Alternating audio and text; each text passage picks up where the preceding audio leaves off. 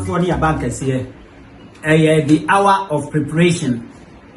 Mosomfo, name Odofo Pa Samuel Kwame Dichi. The Association of Seventh-day Pentecostal Assemblies. Yanemoche Nyankopon Asem. Nam se ya de bronsam kodiewu aba na aban panimfo ahyese obi a nhyɛ dan mu se ne be ya ye betumi abo ye ho ban na ya bo anuanom ho ban nti sei asɔfo adiifo enkomhyɛfo obi a ntimi nkɔtena so ndan mu enti ya de sua ene ye ni Facebook live ti ye besre se obi a enko the hour of preparation. Facebook, YouTube, the hour of preparation. Instagram, the hour of preparation. What me and Kenny says here, a free and near coibia, ube to me ake, and nay a beche, Yankopon Asem, and now midday. Now, Yadisnia, and nay a beche, Yanimo Becheno, the everlasting gospel of Christ for all mankind. The everlasting gospel of Christ for all mankind. Da nsempano awurade Yesu Kristo ofiri teteka ye na saamre nso oka se yentie ni yenya nkwaje no enuanom saa nsempano awurade enam abofo so enam nipa so ka kire nipa nyina enye nipa baako ana so man baako ana se kuo baako bi eye nipa nyina ye nsempa eno ne nsempa se obia ubegye adie no ubenya enkwaje eni ahome edi ama wokra enti ye be hye yadisia na ase no ye de ho be hye Nyankopon nsa awurade a woye otumfo ne mobrohumfo na woye nokwafo na wama ya hoden ne nkwa a ye da so te nkwa mu ne ye ntiatenkambo ne biara no eja ye da wase ye yiwa ye kamfo tontom ye hyewe ni munyam ye gya tiefo ne ahwefo nyina hye won nsam akoma pa ne adwempa mo biara ntimi ntie wasem na wusan wani monyamu a obi amfira dum no ho anka achi amen se yebeka ya efiri tete Garden of Eden Adam ni Eve efiase ewo Garden of Eden no emianom awurade Yesu Kristo the nkwajesem bi abreye a friend said the salvation plan for man. The salvation plan for man. Sa nkwaje asemu a Onyankopon soma awurade Yesu Kristo ema ode bre nipa efri adibom fiti ase a be can say from the foundation of the world. Awurade on sesa ansempa no a wode bedi enkwa no oka sa ansempa no ekire nipa nyina ewo Garden of Eden ho mpo emra nipa fiase no if you say Adam fiase no owuo e na okofa baaye awurade Yesu Kristo aye friend say the second Adam otoso mienu no e de nkwaje e ne baaye enti sa nkwaje no awurade kan ho asem free tete Garden of Eden ho ebesi ya nana Abraham so ebesi Isaac Jacob no mo so no enuanom ensesan so obi ka sa asesan na oboa efi se enkwaje baako enkwaje a wode beje Adam ni Eve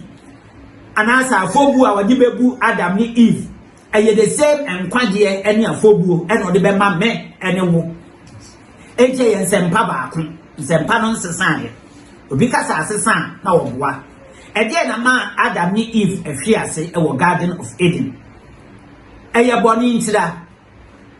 eye boni ede na kofa abone baaye ade e kofa asa abone no baaye no eye asoden a obroni be ka say ye disobedience sa asoden ene nam Adam so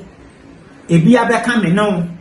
a enu nti awurade Yesu Kristo o kan sempa amani pa atie na ya dan ye ho ya twe ye ho afiri sa asoden no ho asoden a Adam koye ya okofa owuo baaye no ye tie sa ansempa no a awurade Yesu Kristo o ka kire ye ya eno ene ema ya ye sutie ni ye nya nkwaje enuan ba bi afutie ni na mom asoden wo no nkwaje etime ma ho mane ye eno nti no obonsam enam enada asem so eda da nipa nyina se nipa nyina anya asodwen ma ye ntie awurade Yesu Kristo asem se ye be ya se ye Adam ni Eve wo mo se ye no nipa nyina be se nanso awurade enam nasem so wo abe Yesu tie bia no se ne tie bia wo nyina da hira kan Yankopɔn den da amen enti boni no ema ewuo ebae ade ekofa ewuo ba Garden of Eden eye boni wo kan Romans chapter 3 verse 23 a obeka kiro se na ye na ye boni na Yankopɔn animuonyam aboye sa animuonyam no aboye no enye sa animuonyam bi a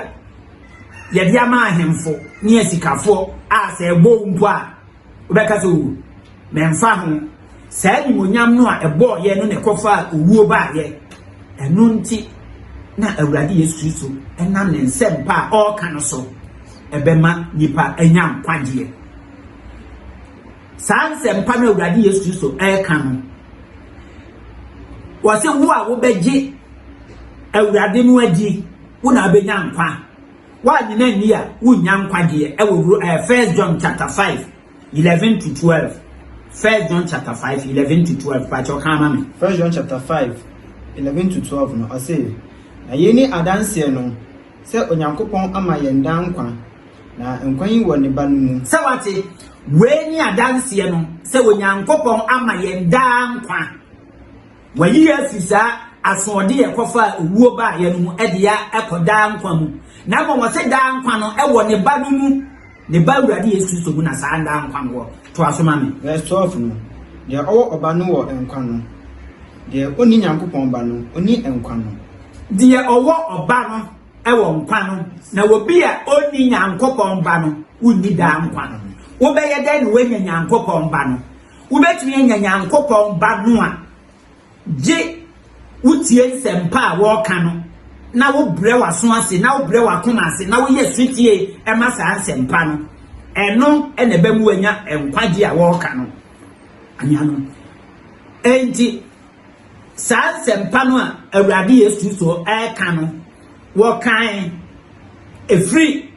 ewiase adebɔ mfiti ase e na wo kan sa nsempa no sa awurade no a wo kan sa nsempa no wono eni efri wiase ase bo ase ekum no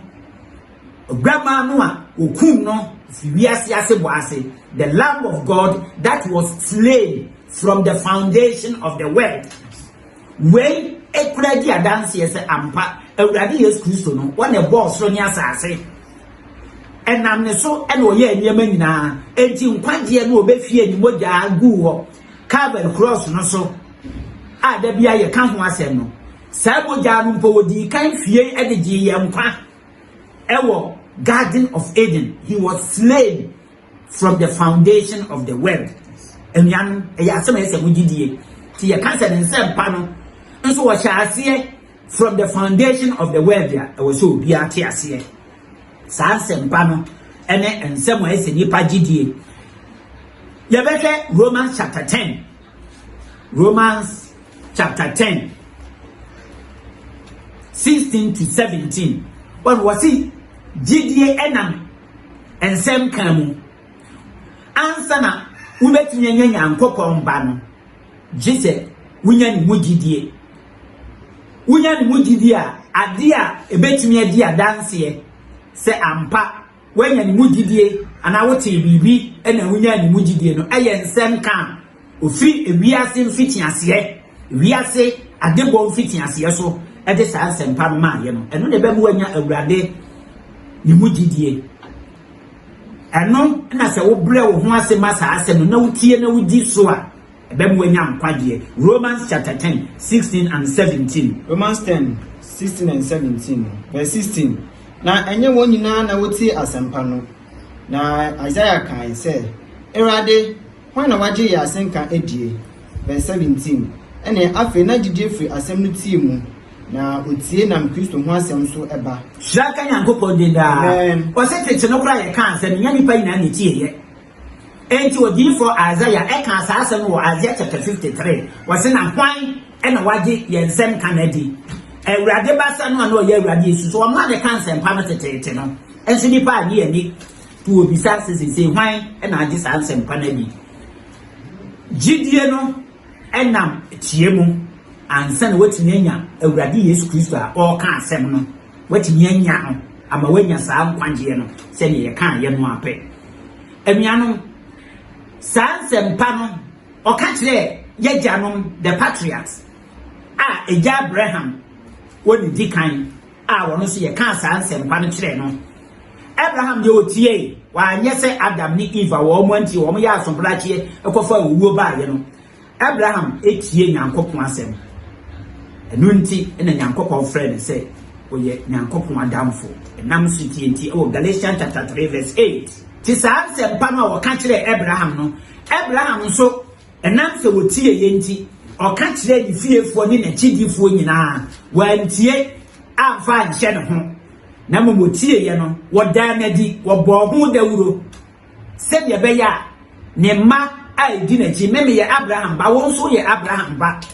enti wo kama ye nyina etie nsempa no enam se nipa tie ye nti enkwagye enam Abraham so abekan wase ye ba Abraham mu nkwagye a Awurade Yesu Kristo de begye no a oba ni ho be ma ni ho Jew ni ho Gentile ni ho na mo bi a wo betie bia no wonam Yesu Kristo so no wa beye odidifo no wanya da nkwa Galatians chapter 3 verse 8 Galatians 3:8 sina atwenu di kan hunu se Onyankopon fujidie mu na obebu amaman biminti wan Onyankopon nam gidie mu ne bebu amaman ben gidie no ene sa gidie nsempa ya ene me no wo chei the everlasting gospel gidie nsempa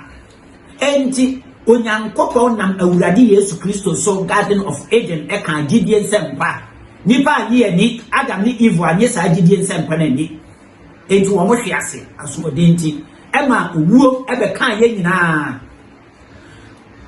Onyankopon nam Awurade Yesu Kristo so e kan gidie nsempa e de kire ye Abraham the patriarch Abraham na Abraham de ogidi enam so ogidi ye nti wono nso e ka kire ni fiefo ne na busuafo e na asefuo nyina a wo ka ho amenso me ka ho bi Galatians Genesis chapter 18 to 19 Genesis 18 to 19 if we say ampara Abraham be oman a asu a eden na ni mu na wo be hia wiase aman nyina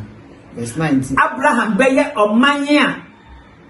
emu odin na Abraham ase e na obehira aman nyina wiase aman nyina Abraham mu e na obehira wo verse 19 no yes na mehunu me ni se onhye ne ma ani ne fiefo bon Nyankopon so wahu Abraham wayi no na wahye ne se onka saa nsempa no kire ne fiefo ani obi a wodi Abraham achi a wo ka ho amenso me ka ho bi se wonni Awurade kwan so se munni monnante Awurade ne kwan so munni na sem so na wonye tenene na monye tenene anuanam tenene a wo ka no eye bibi ase ye beye suti a me Nyankopon ne mera nsem tenene ene atentenene ade nti tenene enye Israelfo ana Moses na kofa atenene ba wi ase efize tenene eye Nyankopon asem ene ye tenene enti Abraham na tenene wo ho Adam ni Eve na tenene wo ho so omutie nsem no edi tenene so a nka saa wuo no a enam Adam ni Eve so ba ye no ka ama ka ene automatically kameno enam tenene mu ka ye nsuro wuo nka no mi bia ameka ye sanse mpa ye Nyankopon enam Abraham so e ka kire na asefuo nyina no sanse mpa no a e wo ka kire Israelfo e wo Deuteronomy chapter 32 verse 46 Deuteronomy chapter 32 verse 46 no ase ka kire won se momfa makoma nto nsema mede medi hu adanse ene yiso so wo ka kire Israelfo se obi antie ensem a me ka kire mo nana Abraham no ene mo Israel fo nso me ka kire mo na mo de ahyem mo nyina mo fa nsem no nto makoma so na ma ye den mo de ahyem ma na mo de ahyem ma ma kire mo ma sene Abraham kire ne ma ene na sefo no ne fiefo no se won hwe emrai mu nsem nyina eni so mo Israel fo mo hwe mrai mu nsem nyina na mu ni so ene mo ma enuanom eya asem a se yobo nsam ena ada nipa aso emrade ye de ma Israel fo ye de ma Israel enuanom Abraham sa asem tro ya no ka kire no Abraham wonye Israel ni wonye Jew ni wo ye Gentile se ye wo ye Gentile na menso a me no ka sei menso me ye Gentile no enti sa asem pa no wo ka kire Adam ni Eve e wo Garden of Eden wo mo antie Awurade Yesu ebe ka kire ye nana Abraham tie o ka kire na sefo ne ma Abraham tie ya wo born Dawuro nti asem no tena wa be si Israel fo so e ma Moses ono so be ka sa sempa no e di kire Israel fo se obi obetie bia no wo benya enkwagye Hebrews chapter 4 verse 2 elunti Paul ebe ka kire yen ewo New Testament said ensempa wo ka kire yen no ana so wo ka kire yen no ewo New Testament mu no eye sa ensempa no na wo ka kire Adam ni Eve sa ensempa no na wo ka kire Noah sa ensempa no na wo ka kire Abraham sa ensempa no na wo ka kire Isaac Jacob David no ene obia wa ba asase so bia no wo ka kire yen nyina Hebrews chapter 4 verse 2 Hebrews chapter 4 verse 2 na waka asempa no nso ache yen se wonara so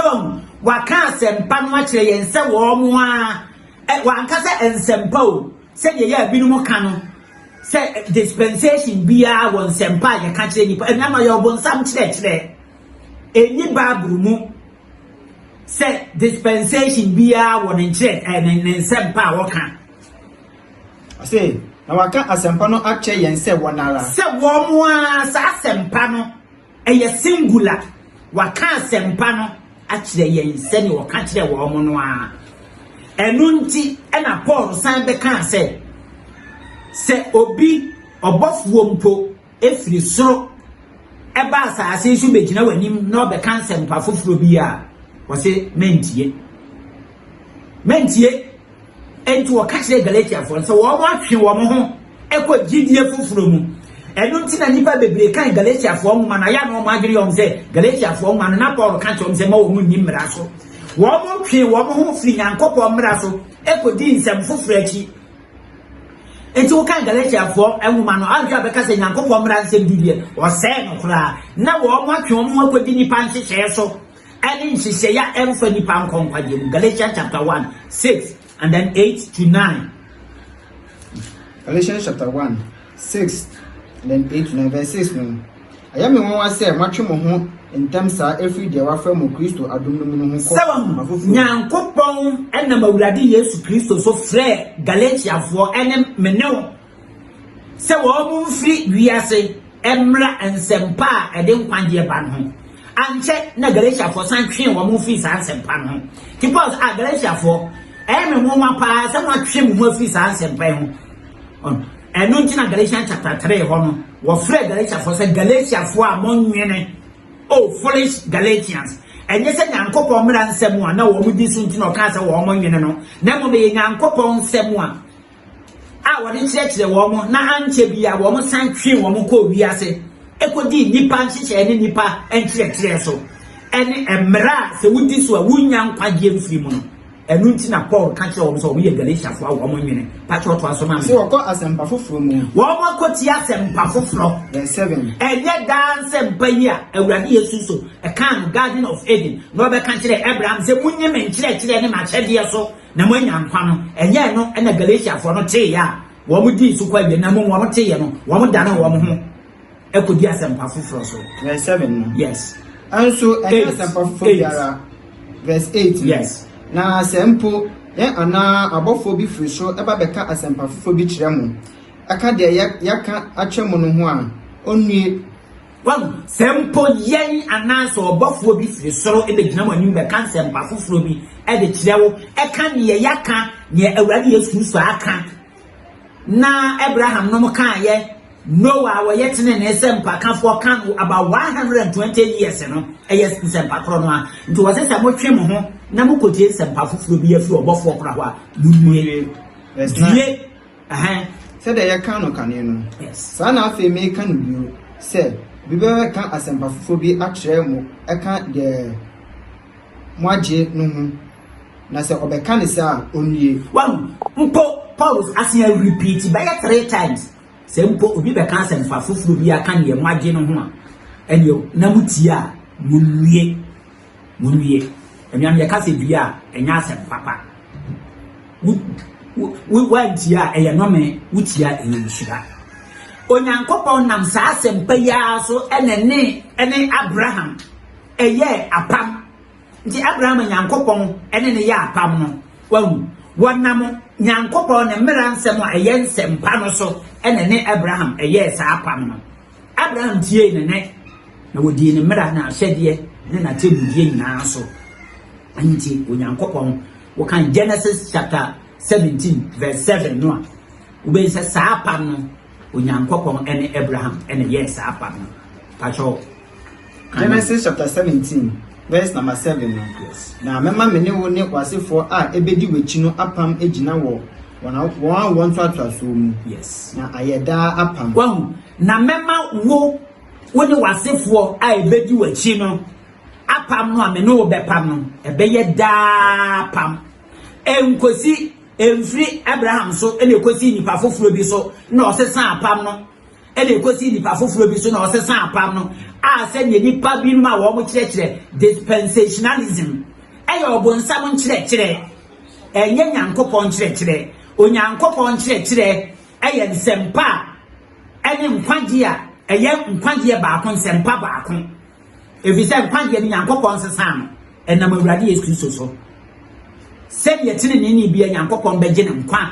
afiri tetete no eye saa nkwagye no anti se saa nkwagye no eye saa nsempa no a nyankopon sesa no na mum send ye be ya nipa be ya suti ya me nyankopon enu nti na obonsam de saa nkyekire aba no se na dispensationalism te se nyankopon yi ne mra afiri ho na mra de odi meja no fi so ne meja no so e ne kasa he se wona mawurade Yesu so saa nsempa ye kan awurade Yesu so e ne ka kire Adam ni Eve e wo Garden of Eden. Se wadi Yesu ene boss oni asase sanse mpano a ene wo ka kire ejano mra nyankopon ni Israelfo kasa no a Moses etim sanse no mo Deuteronomy no eniam na wo ka kire ejano the fathers they were there na wono wo mo aka dada na wono mo aka Deuteronomy chapter 29 12 to 14 Deuteronomy chapter 29 yes verses 12 to 14 yes I say sene be ya obehyen Awurade onyankopon apam ene ne nsie a one wo apam na odi enayimu yes apam ene nsie a nyankopon ni Israelfo edie no enye Israelfo nko sene ya bi no kire no verse 13 no se ene odi wo si ho aye ne man ene nyankopon di wo si ho aye ne man na ono nso aye onyankopon na Awurade nso aye onyankopon kan 2 Corinthians chapter 6 every verses 14 ekokosi 17 no a wahu na wo beye me ama na me nso mo beye me oman na me nso ma ye mo nyankopon saa no wo kan kire Israel for no eno aso no kan kire ye no e New Testament mo to aso ma me verse 13 nso aso no ase se de oka kire wo ene se de oka wonananom Abraham yes Isaac ene Jacob en sansem no nyankopon kan kire Abraham no na wo be kan kire Israel for no emre Moses 18 muama Israel for no wo kan say sansem no na me kan kire mo agianom Abraham Isaac ni Jacob verse 14 no yes ase na enye mo nko na mene mo ka saa asem we na mene mo edi saa ensie anase mene mo di saa ensie we nyamo nko ba wo hwe Deuteronomy chapter 5 verse 13 na what Deuteronomy chapter 5 verse 13 no wase nsanse mu ya mene mo ka no enya mene mo agare ne kan ye wo brofo kasem bibia ye friend say ellipsis ye kan asem no a na babia emphasis wo no ye timi ye bibi free mu enti se wa amche ellipsis no ase a wo be kan say asema wo ka no enya complete this a what ade ye friend say ellipsis ase onyankopon e kan kire nipa our New Testament, second text, chapter 3, verse 10 and answer saying, say, Monfa Monsa, enye juma, and son when you be a near di. So I found say, enye juma, enye when you be a near di. Namum, send your Paul can honor. So I'm Tiasia, I don't because I do my prano, and who here, because no, I think I can John chapter 6. And said the 66 said mamo nye aduane a epro ho adwuma so mo nye aduane a epro ho adwuma na mo nya mo nkwaje ho adwuma so kan John no a eye ellipsis anga be ka so aduane a wudi a ese no de enhia na mo ade ehia eye nkwaje but Paul so say ensa enye adwuma no ense say didie which means adwuma hia na mo ye wo kan John no eye ellipsis mon kana mo nwene adwuma ane yemu bedie nko aho ankochen enkwagye no enti ye Paul ka no e wo Deuteronomy chapter 29 ene Deuteronomy chapter 5 verse 3 a yenuanu bi gina se ensem no a mransem no de ma Israel fo nko a na agyanom nka ho enya no kore eye tie a yenti nyankopon asem ase enu ntira eye ellipsis enti Deuteronomy ena abe kire sa ellipsis no mu e wo Deuteronomy chapter 5 verse 3 obi a watie bibia no ontie no wonwene hu yi na won kwabye the meaning of ellipsis ellipsis ellipsis a figure of speech you emphasize on the second point by omitting some words from the main point so the emphasis no ya na ejina asemba akonso etu yi bibi free mu not only this but that it is one for only no ama we be ka say oh second one nko an we emphasize but first one no so hia eji anuanom bible mu asem no eye awurade Yesu Kristo ne ho nkonkon na me yeti ase yes so quotation mu ana de nam say Deuteronomy chapter 5 verse 3 ya de ma ju Israel for nko anti Yankopon de mra nse betwam nya sa de kire Onyankopon ene Abraham ya pa mo Genesis chapter 12 verse 3 no wase wa obedi Abraham na sem so na obedi na di na wa shira Abraham obeshira wo wa obedi me Abraham obedi me sa pepepe no kan enti so wase san Abraham apamu a Nyankopon ne ye no ene obesesa Israel for dia ka won kan se wa obedi me Abraham obedi me na wa obeshira no obeshira wo eye nsempa kro no a Genesis chapter 12 verse 3 Genesis chapter 12 verse 3 I say na meshra wona wo shra wo wona wo dumi no wo no adumi won yes na mu na obeshra asase so emusuan mu no obeshra asase so musuan na eto ka Galatians chapter 3 verse 29 no a wasi wo bia waje wo Abraham mu no ana wo nam awurade Yesu so wanya gidie awurade mu nsempa Christ kan ye no mu gidie no na wabeye Abraham asini enti na wo nam gidie so abeye adidini na wabe ya digini enti ende ye nam Abraham ensempa Christ ka te no tie ye no ka te Israel for obusu tie no na ma o ma be ya adidifo san sempa no Abraham tie ye nti ema Abraham ebe ye ni patiri ni because we di Nyankopon na sem so na hyede ne siesie ne nkyerɛkyerɛ so e wo Deuteronomy chapter 26 4 to 5 enti emianom the everlasting gospel amene mo ka ho asem no ma hyeda me kyerɛkyerɛ mu enti ya disua etosu mienu ebeba no